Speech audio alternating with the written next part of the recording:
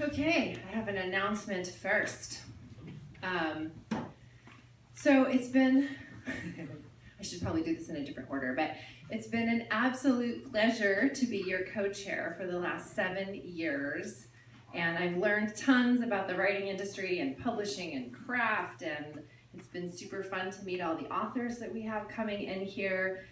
And I also learned how to network with strangers, which was not my favorite thing to do as an introverted writer. I'm sure all of you can, we're able to get up here on stage and teach classes and perform even, but sometimes we tend to be a little introverted when it comes to the rest of our lives, and talking to strangers and mingling in crowds are not the favorite thing to do. But I did it for the last 7 years, and I think I did a pretty good job. So it is with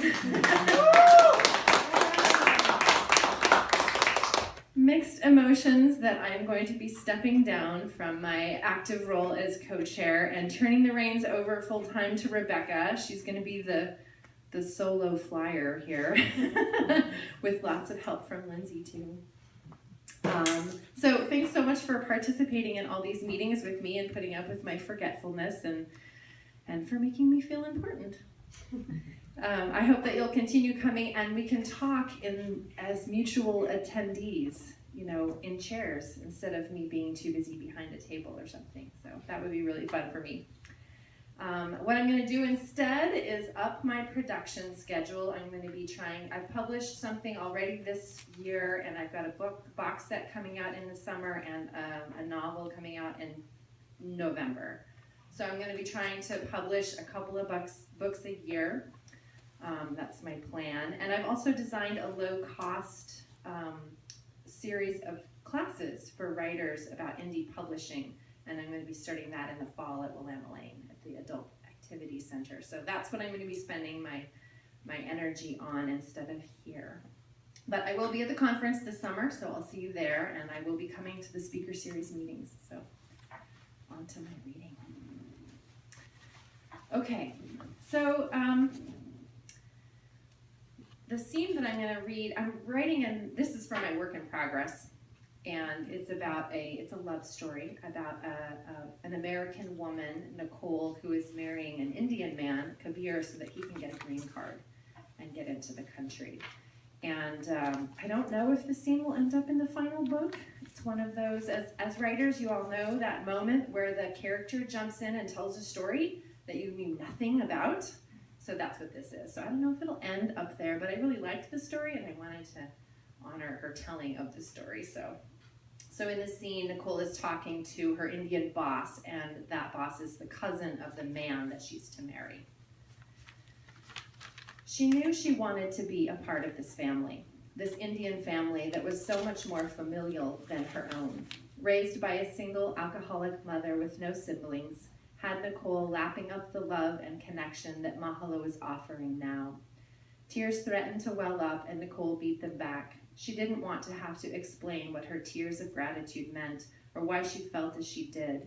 Later, maybe, but not now. But the wedding, please tell me what I am to expect, Nicole said.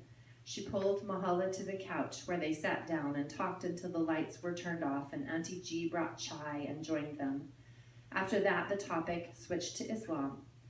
What do you get out of it that you didn't get from Hinduism? Nicole asked. Mahala looked towards the sink, possibly thinking about what to say. Then she translated the question for Auntie G. Nicole decided right then to learn Tamil herself. She loved the sound of Hindi and would have preferred to practice that, but most folks from Tamil Nadu knew enough English that they'd prefer to speak it or Tamil. They actually got a little irritated at travelers trying to speak Hindi to them. So Tamil it would be. Wikipedia told her it was one of the longest surviving classical languages in the world. How cool was that? Auntie G nodded and waited with Nicole to hear what Mahala would say. My family are Hindus, but we didn't practice anything religious. It was more cultural, less spiritual at home. We had pictures of Ganesh and burned incense, but we didn't really do puja, prayer. One morning, I heard the call to prayer while lying in bed. I was just coming out of sleep, and it sounded so beautiful. I wanted to know what it meant. I'd heard it before, of course. It rings through the city, but it touched me that morning. I was 17. Mahala smoothed the top of her salwar kameez, her dress, and crossed her ankles. She translated a bit for Auntie G, but Nicole suspected that Auntie had already heard this story. Then again, maybe not. Auntie nodded and her eyes softened. Nicole tucked a portion of hair behind her ear and sipped at the chai. I started researching, reading books. I even walked by the outside of a mosque near my home. I was too afraid to go in. Mahala ducked her head and giggled. One Friday afternoon after prayers, Fridays are like Sundays for Christians, I was there, outside the gate, watching. The boy, who would become my husband, came out and smiled at me. "Are you waiting for someone?" he asked. I was so shy. She giggled again and then looked up at Auntie. Mahala said a few sentences in Tamil and Auntie smiled. When I told him I was interested in learning more, he showed me the women's entrance and introduced me to the wife of one of his father's friends. She was so nice.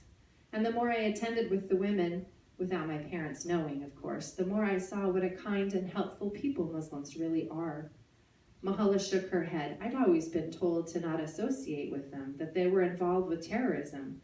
I was actually a little afraid of them when I was little. She half smiled. Nicole nodded. She'd been taught the same, thousands of miles away.